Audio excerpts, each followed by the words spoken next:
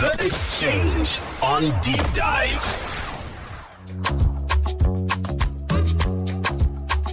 So tonight we get into a very, very important conversation that marks the month of October. It's all about raising awareness around cancer. It's about encouraging good health-seeking behavior, early detection, and always about honoring survivors and the adversity that they have triumphed over. So tonight we're talking about triumph over adversity, a cancer survivor's story. Joining me is Keretia, Chikowa, also known as Kathy. Hello and good evening, Kathy. How are you? Ma'am? Good to have you. I hope you're keeping well. No, I'm good. Oh, wonderful. It's such a pleasure to have you on the show. And I know we've spoken many times in the month of October. And we always thank you for answering the call and being so open with sharing your story. Yes, thank you very much for having me, Rumbi. Wonderful. Let's get straight into it. Can you tell us a little bit about your experience with cancer? What was it like getting your diagnosis? How did you cope with the news? Probably for us to do justice to this program, Rumbi, let's just observe a minute of silence in remembrance of our brothers and sisters that have succumbed to this disease. Absolutely.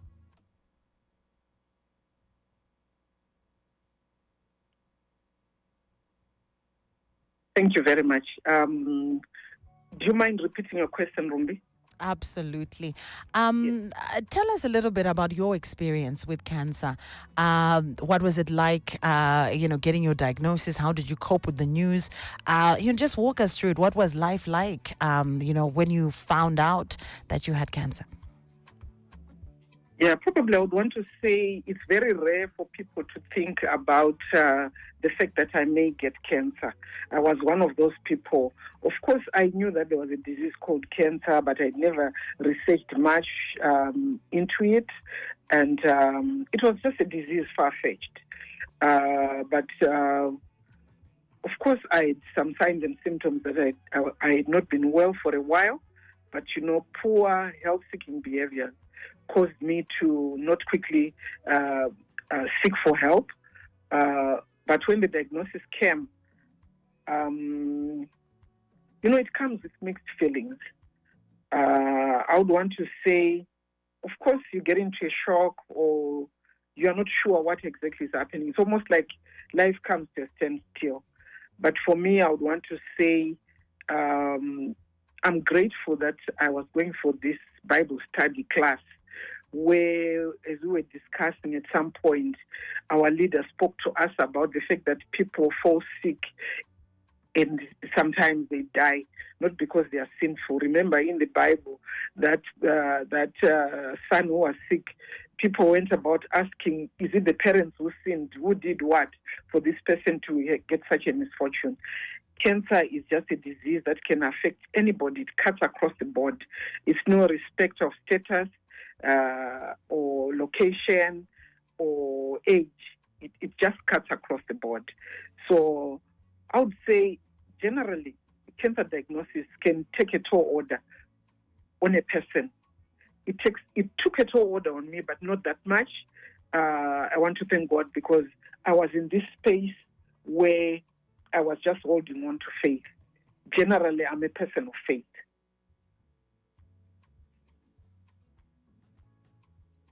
But of course, diagnosis comes with, at times, misdiagnosis. For me, for a while, I experienced misdiagnosis. Doctors not being sure of what the problem was with me because I was continuously sick without healing, being given this type of medication. I was not responding to it. But one of the nurses at the doctor's rooms where I was being attended actually advised me to seek a second opinion. And that's when, boom, I was told that I was cancer stage 3. Wow. And I mean, you highlight, that challenge. You say, you were getting, medical attention, but you had to actually get a second opinion. Let's talk about some of the other, sort of, challenges that you faced of that nature. And was it difficult for you to then start to get treatment after you then got the correct diagnosis? It wasn't really very difficult for me to start getting treatment in terms of the fact that my specialist physician, after receiving the colonoscopy results, he quickly arranged a team of doctors, from the anesthetist to the surgeon, the oncologist, the oncology nurses, and everybody had put up a team. So that was done. But the challenges were still there for treatment to commence and also to go through the treatment. It was the high cost of the treatment, very, very costly. Cancer treatment and cancer care are very costly. And then limited psychosocial support. Hence the reason why I, with my colleagues, ended up launching Second Chance Trust, which offers psychosocial support to people that have been diagnosed with cancer, that are going through treatment, their caregivers, and their families. So the gap in the psychosocial support, because people move on, Rumbi, they move on with their lives, whether it's your husband, your children, your wife, or whoever is around you, even your parents. Because when you fall sick, you're confined to one place, and mainly it's the home or it's the hospital, and people just leave you there to gape and gaze and reminisce on what is happening to you and try to think, are you going to conquer this? So psychosocial support is a gap that really needs to be filled. And the other challenge was lack of information. For me, I actually had to surf through the internet to understand what was going on in my body. But I've realized that since the time of my diagnosis, treatment, and recovery, a lot of programs have been going on, Second Chance partnering with other organizations, of course our parents being the Ministry of Health and Childcare, and many other team players, where we bring our heads together and try to disseminate as much information as possible. I would want to let you know that just on Saturday, the 11th, instead of just looking at breast cancer awareness month, October, remember on the 10th of October, it's Mental Health Day. So for Second Chance and these partners, like Well Woman Clinic, we partnered and we looked at mental health in relation to cancer, the journey. And we realized that there was also a gap where people have to think about mental health. What is your status? What is your condition as you go through this treatment? Yet, your mental health status plays a very big role in your healing or in anybody's healing.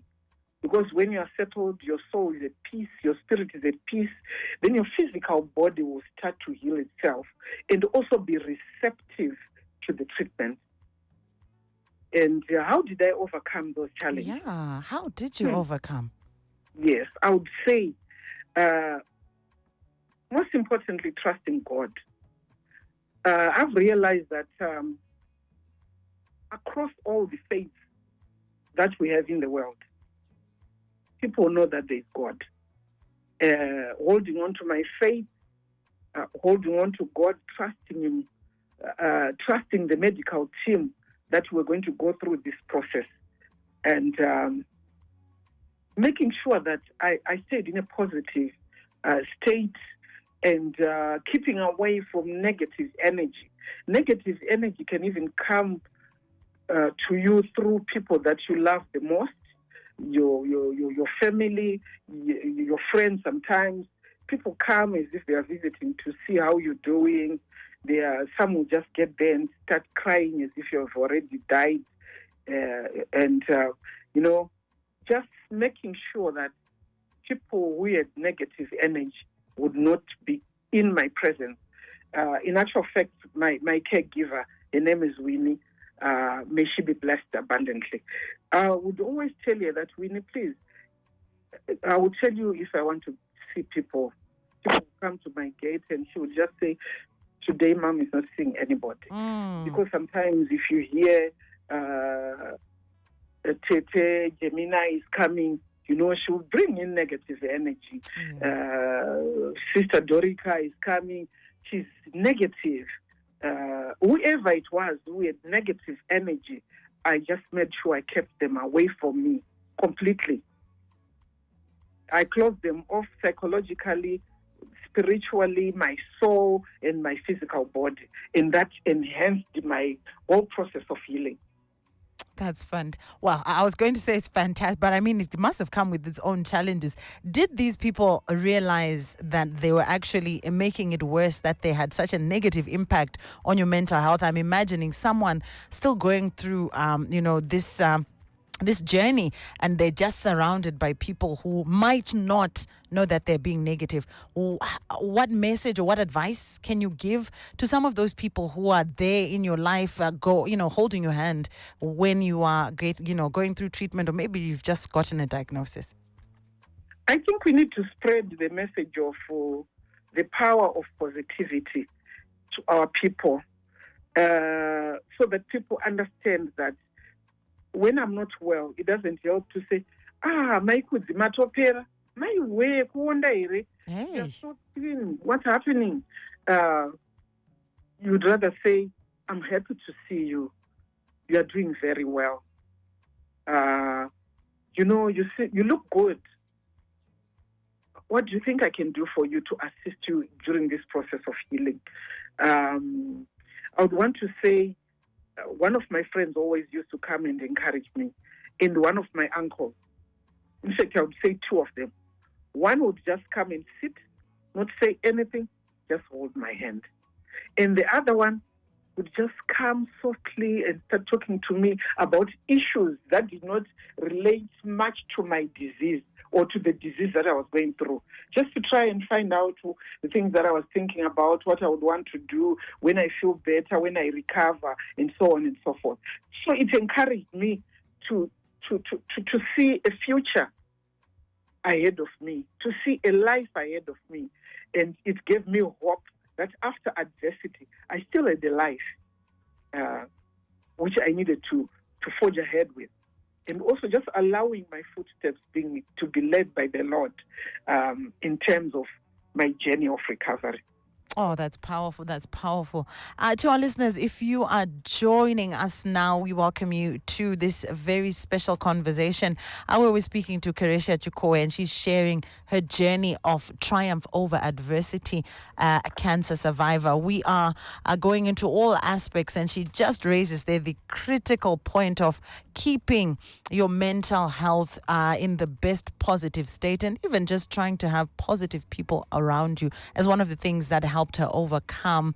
If you want to be part of the conversation, 0719 100 404, as we continue to observe cancer awareness and honor survivors throughout this month of October. Keretia, so all this happens, you go through treatment, you put aside the negative people, you find this strength in your spirituality. What happens next? How do you then get to this place of healing? I go to the place of healing through, following through my treatment. That is very, very critical. I remember when at diagnosis, one of my uncles is a medical doctor, so my physician called him and he said I should go to his house in the evening. And when I got there, he told me that this disease, he calls me Keretia, this disease has got 95% survival rate if you follow through your treatment. And I held on to that. I followed through my treatment, followed my oncologist's instructions, did all the tests that were required, although it was costly. But I want to thank my doctors, because sometimes I would not have money to pay for my treatment. But, my oncologist would say, bring the money when it's available. When I needed to go for tests, sometimes I would go in, leave get the blood taken, and probably a day when I go to collect my results, I go and make my payment. You meet such people with such compassion during the journey of cancer, because without compassion from other people, it's very difficult to recover. And remember that cancer is just a season. I would say that season too shall come to pass. And focusing on the fact that the season too shall come to pass is a great stride towards one's healing and recovery from cancer and beating it. I'm not saying that those who succumbed to cancer were not positive, but also remember that our bodies have to be receptive to the treatment. If your body just accepts the treatment, because the treatment varies from one person to another, it's not a one-size-fits-all, but it's a different regime given to different people according to their types of blood and all the other considerations that are known by the medical fraternity, our doctors, our nurses, our lab technicians, our laboratory specialists. So definitely, realizing that the season shall also come to pass and staying positive, going through the whole process, walking by faith, allowing God to lead you and to heal your body, and realizing that the body itself, if it is given an opportunity to heal itself, it will definitely do that. I remember I struggled with neuropathy. I still have it, but it's now mild. And, I was on these two drugs, pregabalin and duloxetine. They always made me feel like a zombie, sleep the whole day. And I ended up telling my doctor that I think let me allow my body to heal itself. And from the time the doctor wins me off, they win you gradually. They don't do it abruptly. You take a few, 1, 2, 3, 1, until they say stop. And when I stopped, I could feel my body, healing itself, recovering, not being lethargic, but just, feeling good. That feeling when you feel that you are good. You are not well, but your body is in a good space. And I also noticed, you took, the names of all these medicines, knowing what this one does. It really, made you a paramedic, it seems, as well. Yeah. Sometimes you need to ask and know what you are taking, because an informed patient is better than an ignorant one. Because an informed patient will tell the doctor that I think this drug is not doing well with me. They change, they give you something else. And it means you are part of the process of your healing. You are not, surrendering your whole being to your medical team. It makes it very difficult because, remember, they treat what they haven't experienced, but what they have read. Wow. Except if they have gone through cancer themselves. So some of the things they actually learn from their patients. If I go back and tell my doctor that I struggled with nose bleeding during chemotherapy, severe nose bleeding, my doctor would not know exactly how it feels except through reading and studying, because my doctor has never experienced cancer personally. He has never walked that journey, but he has walked the journey with a patient, of which I'm sure she records every patient's side effects of the chemotherapy or any other radiotherapy, any other form of treatment that comes with cancer. And so important there, as you say, you must also be part of the process. Don't just give yourself up. Very important. Now, how has your experience with cancer impacted your outlook on life, Keretia? Have you noticed any changes in your priorities or values after your triumph? a great, I would say, a lot of change and refocus and, allowing myself to be rejuvenated, restored, and allowing myself to serve other people. My experience with cancer taught me that who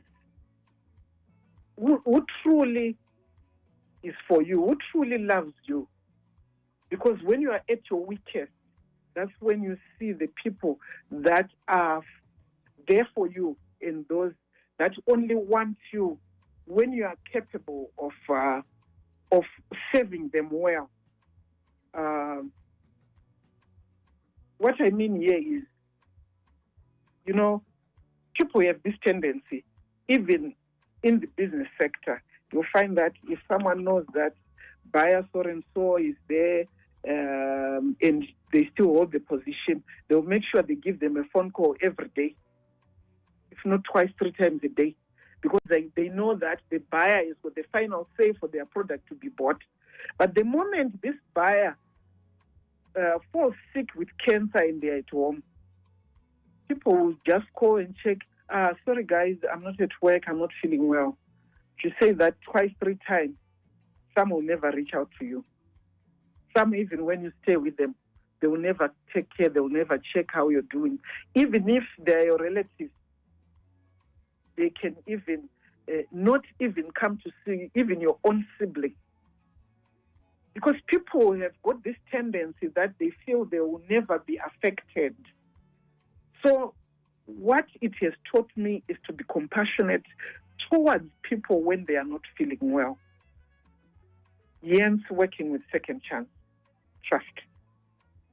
I always look out for my brothers and sisters that are not well, those that are going through cancer, those that have just been diagnosed, those that need colostomy bags, those that need tests, those that need adult diapers.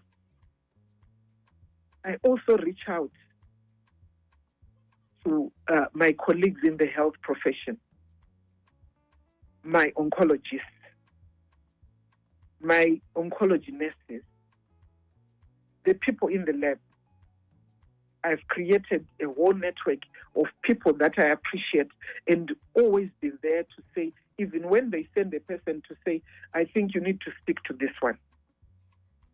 I'll share with you, Rumbi, that there is one client who comes to Second Chance for psychosocial support. She was diagnosed with cancer in 2015. 2016 had surgery. 2019 came, she got a stoma. And COVID came, she couldn't go back to South Africa to get the stoma closed. And the colony popped out. We tried everything to get treatment, to get the colony pushed back into your stomach. Glory to God. Just this week, on Monday, today is Tuesday, she called me yesterday, I think on Saturday, to say, Mom, I'm very happy. Imagine, I went back to the hospital in South Africa where they had done surgery for me. They've put my intestines back, and I'm now able to use the toilet or to pass to the normal way. Oh, wonderful. From 2015. What? 2016, she could not do that. Oh, my goodness. And this is a person who would call you and say, today I'm not feeling good. And you just talk to them, you counsel them, you make them realize that this too shall come to pass. And some even lose their lives, especially children that lose parents to cancer. They get very traumatized. And even during the season of illness, I remember, I'm grateful to my daughter's friends, Mrs. Matonda, Mrs. Manala, and Mukai Mahachi, Ruth Nemo. They were there for my kids. They were, they were there for my children. Their daughters were my children's friends. but they always made sure the girls were okay. So I also do that. I reach out to parents and children that need psychosocial support, just to have someone who is there to save you during your weakest. And the caregiver, people forget about the caregiver. They are emotionally drained, mentally drained. Their souls are just not at peace. They can't eat because they are looking after someone who is sick. How do you make a 3-course meal and eat all by yourself when someone is looking at you? Psychosocial support. Come in, Rumbi, and ask the caregiver, what can I do for you today? Probably you would want to come in with a meal. You want to come and clean the house. You want to come and assist with laundry for the person who is not well. Remember, some even become bedridden. Hi. Keretia, you're really giving us a look into things that many people may not even understand. As you say, they might think of cancer as an abstract, but you're sharing your experience and how you're giving back. What message would you like to share with our listeners about cancer awareness and, most importantly, about early detection? The message that I would want to leave the population of Zimbabwe and the world at large, for those who've managed to tune into Capital. Good health-seeking behavior is excellent in terms of early detection. And early detection saves lives. And also remember that cancer, like any other disease, is not a death sentence. Just today I was talking to a lady. She's quite very mature. She had a breast taken off. She had breast cancer 27 years ago. And this really shook me when I was trying to find someone whom we could discuss issues relating to breast cancer with. So it's not a death sentence. Of course, the death rate is on the high because the scientists, the doctors, everybody's still working very hard towards trying to find treatment. Remember, HIV, at some point, it killed so many people, but right now people are on ARVs. So I'm very positive that when you seek for help early, you will get treatment early. The disease is not complicated because it's staged, by the way. Stage 1, 2, 3, 4. I don't know up to how many stages.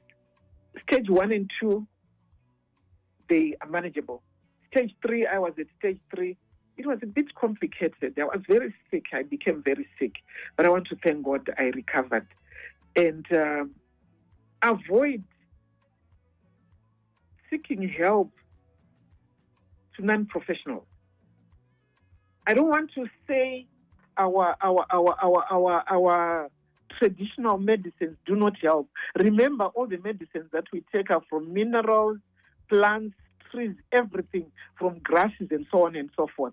But most of those are not yet studied in the laboratory. You'd rather go through your conventional treatment and then take whatever you're going to take, whether they are teas or whatever, is food, just like we add quite a number of spices and foods in our food. Not to say you've been diagnosed with cancer and then you think, I think I just want to go and I heard someone saying if I drink this tea. And I also encourage our people, the advice that I'll give you, don't listen to these people that are swarming the social media with go take this, it kills cancer, go do this, go do this. Don't do that yourself. Get your diagnosis, follow through your treatment, listen to your doctors, and also have a positive mind. There's power in a positive mind. Move away from the past. That is the diagnosis. Forge ahead, the treatment and recovery. And also trust your medical team. If you have questions, ask. Musapuri wamsaga. Because if you just keep quiet, the doctor won't know. You tell them, this is not working out well for me. And remember, you can't fill somebody else's cup before you fill yours. Some cancers come due to stress. overworking yourselves, especially for women, trying to impress people that are around you, even for men. Remember, your body is your vehicle into the future, into your future. Your body is the one which takes you into the future. So if you don't look after your body, you'll definitely lose it. So what am I saying? Give yourself enough rest. Eat well, a balanced diet. Avoid toxic foods. Toxic foods are all these foods that are around, modified drinks filled with sugar and all chemicals that will destroy your gut and that will cause cancers. Be in good mental health state all the time. If something is stressing you, remove yourself from it. Remove yourself from stresses. All stressors, keep them away. Keep them at arm's length. If it's your relative, just say hello. Keep them there. If it's your spouse, hello, keep them there. If it's your child, hello, keep them there. Because what then happens, when it takes a tall order on you, you will be all by yourself. So look out for yourself and always treat the body that takes you to your destiny safe. Oh, that's powerful, Kathy. Thank you so much. I've got a message that's come in from one of our listeners. His name is Gary Kai. He says, "Hello, Rumbi. Indeed, this is a special conversation. I did not know that mental health plays an important role in the healing process. However, I need clarity on the part where she says sometimes the caregiver would say, Mom is not seeing anyone because of the negative energy they bring. We are people. We come from a community. Are we not pushing our loved ones away during this time?" Just a question. They're coming from one of our listeners, Garikai in Southerton. Thank you very much, Garikai. The message that I'm trying to put across to you is, you, Garikai, when you come, you are a compassionate person. You are not coming to see how finished I am. You are coming to encourage me as an encourager. You are coming to encourage me to eat well, to find rest, to read books if I can, to relax, and to know that you as Garikai, you are there, Semzukuru wangu. And then comes Sekuru Budiriro, who will come and start to ask you questions that are not related to what is going on there, or just bring in stressors, or not really taking care of how you feel. You know, those people that when they are speaking in front of someone who is not well or a patient, their mouths are not linked to their brains. These are the people that I'm talking about. The mouth is not linked to the brain. Wonderful place. I'll give an example, Rumbi. Yeah. You know, one of the relatives actually saw me with my hands black.